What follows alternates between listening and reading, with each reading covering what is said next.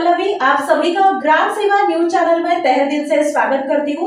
ग्राम सेवा news channel Maharashtra में Bhiwandi, Shirdi, Surat, Nashik, Solapur, Bangalore in सभी शहरों में गुजराती के साथ साथ मराठी, तेलुगु और हिंदी माध्यम के द्वारा प्रसिद्ध हुए।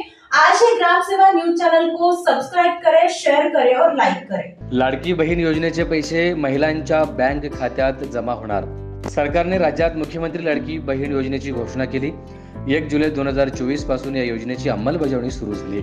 त्यामुळे महिलांच्या बँक खात्यात जुलै 2024 महिन्यापासून पैसे येणार आहेत। योजनेसाठी अर्ज करण्याची मुदत सुरुवातीला 15 जुलै 2024 होती, पण अंगणवाडी, ग्रामपंचायती, सेतू कार्यालय आणि सरकारी कार्यालयांमध्ये महिलांची प्रचंड गर्दी होत असल्याचे पाहून राज्य सरकारकडून या योजनेसाठी अर्ज भरण्याची मुदत 31 ऑगस्ट 2024 पर्यंत वाढवण्यात आली।